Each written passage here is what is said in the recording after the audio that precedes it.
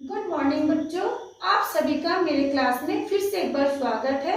आज हम आपके लिए लेकर के आए हैं क्लास 10 के थर्ड चैप्टर के हीट एंड टेम्परेचर के एक नया टॉपिक, जिस टॉपिक का नाम है हीट कैपेसिटी यानी ऊष्माधारिता। ये ऊष्मा क्या है, ऊष्माधारिता क्या है, इसका डेरिवेटिव क्या है, आज हम इसके ऊपर आप सबको पूरी डिटेल्स में बताएंगे। तो चलिए शुरू करते हैं हीट कैपेसिटी के बारे में जानना।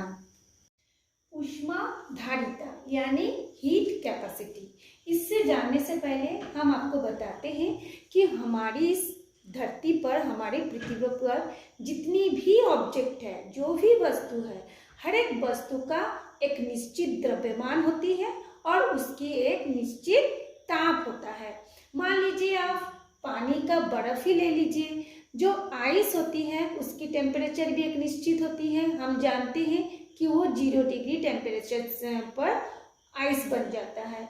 या फिर हम पानी का ही ताप ले लेते हैं, पानी का सामान्य ताप होता है 4 डिग्री सेंटीग्रेड। इवन हमारे जो ह्यूमन बींग्स होती है उसके भी एक डेफिनेट टेम्परेचर होती है, वो होती है 37 डिग्री सेंटीग्रेड। इसको हम फ़ारेनहाइट में भी लिख सकते हैं, 98.4 फ़ारेनहाइट, ठीक है।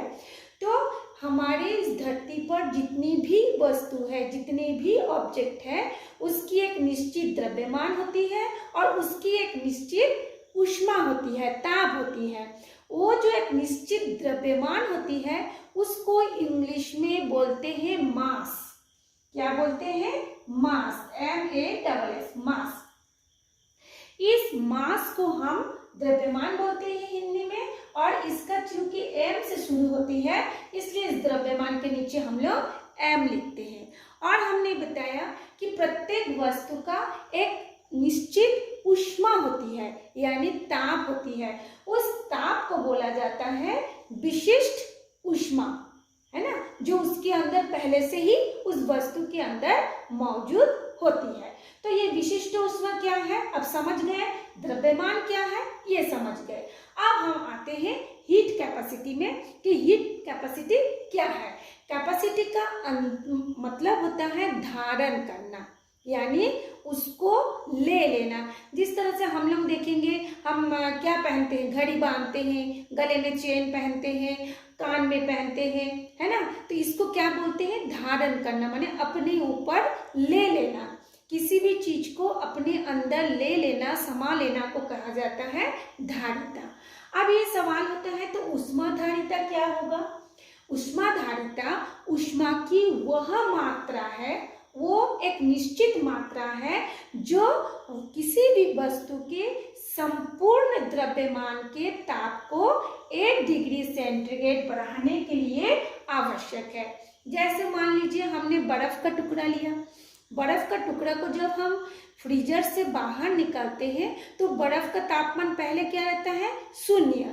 जैसे जैसे वो वायुमंडल से ताप ग्रहण करता है, लेता है, तब वो धीरे धीरे ताप लेके उसके 0 से 1 डिग्री होता है, 1 से 2, 2 से 3, 3 से 4, इस तरह से वो तापमान ले लेके पूरा बर्फ क्या होता है? पिघल के पानी बन जाता है। तो ये जो 1-1 डिग्री ग्रहण कर रहा है ना, पहले उसमें था 0, उसके बाद जो 1-1 डिग्री ग्रहण कर रहा है वो होता है उसकी ऊष्माधारिता। मान लीजिए आप ह्यूमन बींग्स है, उसमें ह्यूमन बींग्स मानना क्या है, आप ह्यूमन है, ये है ह्यूमन बींग्स का टेम्परेचर 37 डिग्री सेंटीग्रेड होता है। जब हमको फीवर आती है, बुखार आती है, तो फिर वो क्या होता है, 90, जो हमारा थर्मामीटर है उसमें 98.4 से 99 हो जाता है, 100 हो जाती है, 101 हो जाता है, यानी 1-1 डिग्री वो बढ़ते जाता है, उसका बॉडी का टेम्परेचर बढ़ते जाता है। तो हर एक डिग्री को बढ़ाने के लिए जो ऊष्मा चाहिए उसी को कहते हैं ऊष्माधारिता, यानी ऊष्मा की वह मात्रा जो वस्तु के संपूर्ण द्रव्यमान का ताप को 1 डिग्री बढ़ाने के लिए आवश्यक है, उसी को कहते हैं ऊष्माधारिता। ये डेफिनेशन हो गई। अब हम इसका डेरिवेटिव देखते हैं कि हमको लिखना कैसे है। तो ऊष्माधारिता यानी हीट कैपेसिटी क्या होगा? वस्तु है, द्रव्यमान है। द्रव्यमान को हमने अभी आपको बताया कि मास होता है, यानी द्रव्यमान गुना विशिष्ट ऊष्मा। द्रव्यमान क्या हो गया? किसी भी वस्तु का द्रव्यमान, और उस वस्तु के अंदर पहले से ही कुछ ताप है जिसको अभी हमने आपको बताया, तो उस ताप को कहा जाता है विशिष्ट ऊष्मा। तो द्रव्यमान और विशिष्ट ऊष्मा के गुणनफल को ही हीट कैपेसिटी यानी ऊष्माधारिता कहलाता है। अब ये ऊष्माधारिता का इकाई क्या है? अब सब जानते हैं सभी पदार्थ का इकाई होती है किलोग्राम, ग्राम, सेंटीमीटर, मीटर। तो इसका यूनिट होता है जूल पर डिग्री सेंटीग्रेड। ठीक है, तो ये इसकी यूनिट इकाई हो गई। अब आपके बुक में एक और चीज है, मिश्रण का साम्यता। उसमें आपके बुक में एक क्वेश्चन दिया हुआ है कि मान लो हम 2 बकेट लिए हैं, 2 बाल्टी पानी लिए हैं।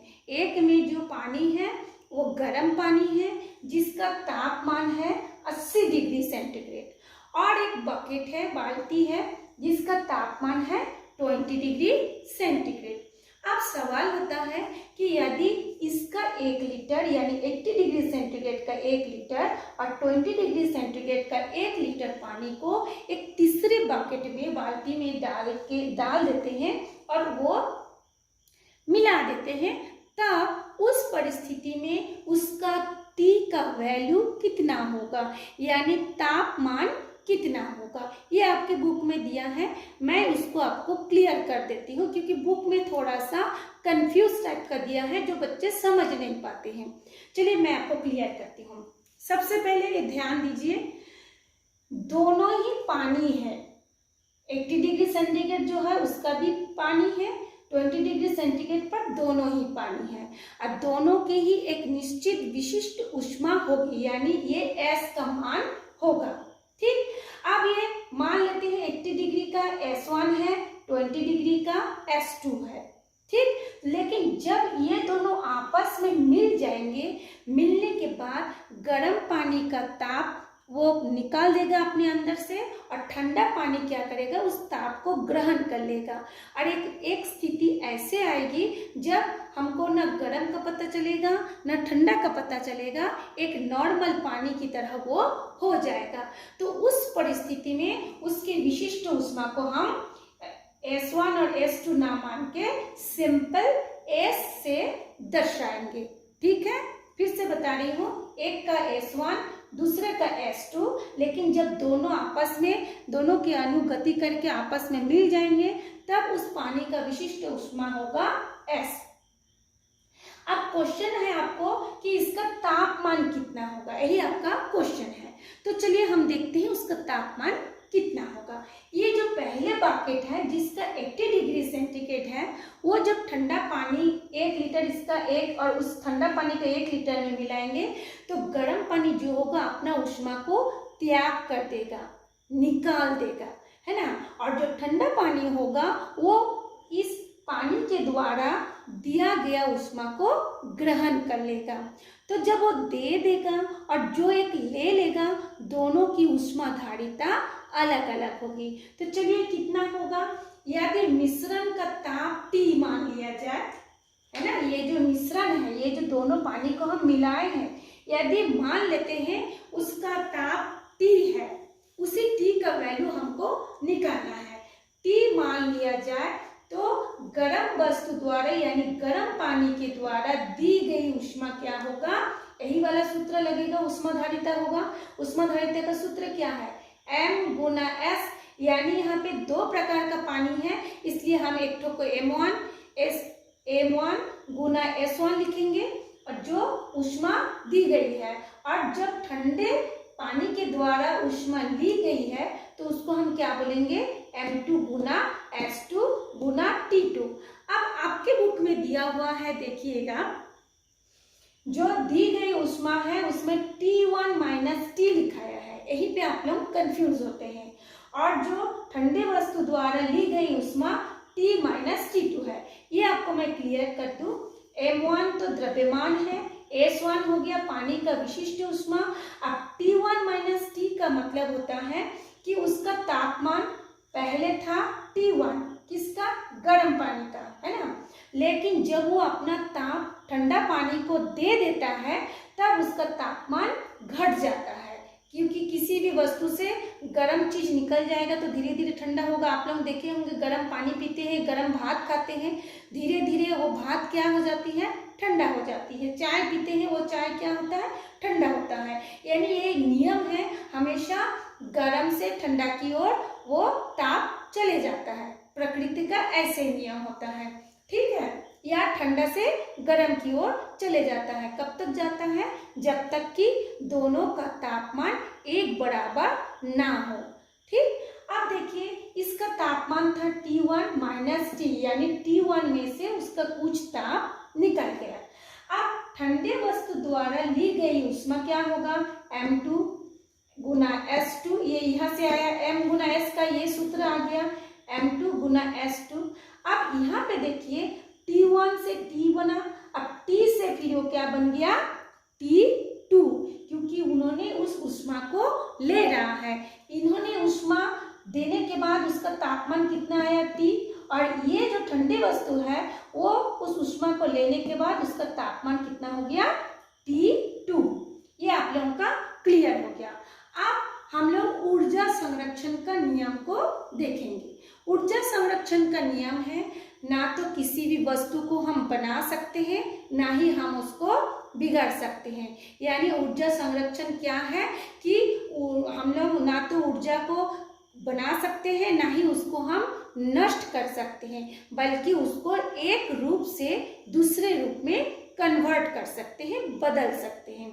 तो इस धरती पर जो भी चीजें होती हैं, हम सोचते हैं ना कि ये हम जो बोल रही हूँ, जैसे मैं आपको बोल रही हूँ तो हमारी कितनी ऊर्जा नष्ट हो रही है, ऐसा नहीं है। हमारी ऊर्जा नष्ट हो रही है तो हमारी ऊर्जा इस मोबाइल में रिकॉर्ड भी हो रहा है, यानी हमारा रूप बदल गया, ऊर्जा का रूप बदल गया, लेकिन ऊर्जा कभी भी नष्ट नहीं होता। तो ऊर्जा संरक्षण के नियम के अनुसार यदि हम ये दोनों पानियों को तुलना करें, यानी दी गई ऊष्मा बराबर ली गई ऊष्मा, क्योंकि कोई ऊष्मा को दे रहा है जितना, उतना ऊष्मा को दूसरे वस्तु द्वारा ली जा रही है, यानी दोनों क्या हो गई, बराबर हो गई। तो दी गई ऊष्मा ये हमने लिखा था M1 S1, ये देखिए हमने लिखा M1 S1, अच्छा T1। अब आप बोलोगे कि मैडम यहाँ पे T1 माइनस T लिखे थे तो यहाँ पे T1 क्यों लिखे, T1 माइनस T क्यों नहीं लिखे। ये आपके बुक में दिया है, लेकिन ये बुक में कंफ्यूज है। हमको इसमें ये बताया गया है कि T1 से उसका तापमान घट रहा है, ये दर्शाया गया है, ये दिखाया गया है, लेकिन हमको जो ये फॉर्मूला है उस फॉर्मूला में सिर्फ हमको उसका ऊष्मा का मान लिखना है, ठीक है। तो इसलिए हम T1 माइनस T नहीं लिखेंगे। आपके बुक में लिखा है, आप उसको मत लिखिएगा, वो थोड़ा सा कुछ स्टेप को मतलब डायरेक्ट कर दिए हैं जिसमें बच्चे कंफ्यूज हो जाते हैं। जैसे मैं बता रही हूँ आप सेम टू सेम वैसे उतार दीजिए, आप विश्वास रखिए आपको फुल मार्क्स मिल जाएगा। तो हम दी गई ऊष्मा क्या है, M1 S1 T1। अब ली गई ऊष्मा, ये देखिए ठंडी वस्तु द्वारा ली गई ऊष्मा क्या है, M2 S2 और T2, ठीक। अब यहाँ पे हमने T को क्या रखे हैं, T को हम लोग दोनों का वैल्यू T माने हैं। हम शुरू में ही आपको बोल दिए हैं कि यदि मिश्रण का ताप क्या होगा, T होगा, T मान लिया जाए। ये जो मिश्रण है उस मिश्रण का ताप यदि T मान लिया जाए तो दी गई ऊष्मा और ली गई ऊष्मा दोनों बराबर होगा, यानी M1 Guna S1 Guna T1 equal to M2 Guna S2 Guna T2।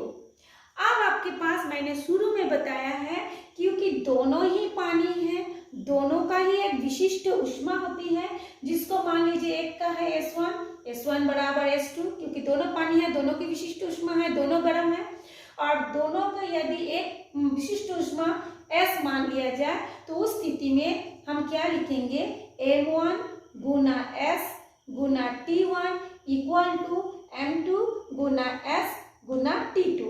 अब सवाल होगा कि हम दोनों को मिलाकर के S क्यों मानेंगे, क्योंकि दोनों पानी जब अलग अलग बकेट में था तब वो S1 और S2 था, लेकिन जब दोनों आपस में एक बकेट में मिल गया, दोनों के अणु एक दूसरे में समा गए, तब उसकी ऊष्माधारिता एक ही रह गई, यानी S रह गया, तब और S1 और S2 नहीं रहा। अब हम लोग देखते हैं, यहाँ भी एस है, यहाँ भी एस है, तो जब इक्वल के इधर उधर रहता है तो वो कटपीट होता है अकॉर्डिंग टू मैथ्स रूल। क्यों कटपीट होता है वो भी मैं आपको बता दूं। ये देखिए इक्वल टू के इधर है एस, जब ये वाला एस भी इधर आएगा तो प्लस माइनस होके वो कट जाता है, तो इधर का एस इधर का एस कट गया। अब हमारा टी बराबर क्या हो गया, साम्य ताप पर। साम्य ताप पर मैंने देखिए लिखा है, यानी जब दोनों का अणु एक दूसरे में आपस में समा जाते हैं, बराबर हो जाते हैं, तब उस समय के ताप पर, उस साम्य ताप पर टी बराबर क्या हो जाएगा, इन दोनों को हम लोग जोड़ेंगे। क्यों जोड़ेंगे, क्योंकि यहाँ पे दो प्रकार का पानी आके मिला है, जब दोनों आपस में मिलते हैं तब ऐड किया जाता है, जोड़ा जाता है।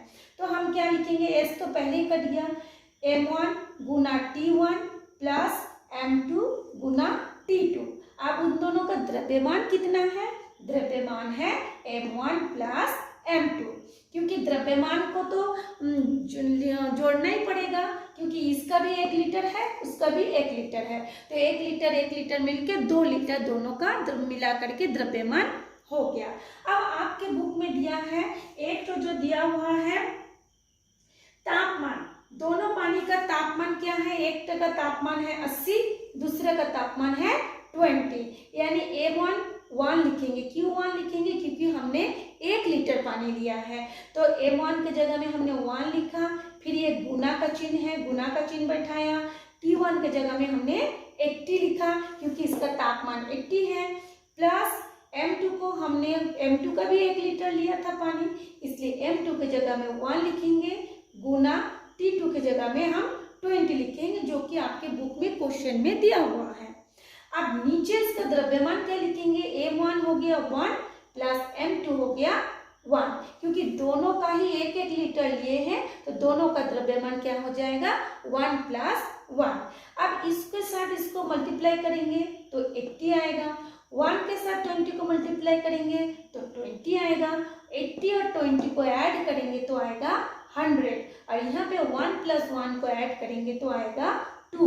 अब 100 को 2 से डिवाइड करेंगे तो हमारा आंसर आएगा 50 डिग्री सेंटीग्रेड, यानी ये जो दो पानी हमने मिलाया उस पानी का तापमान 50 डिग्री सेंटीग्रेड होगा।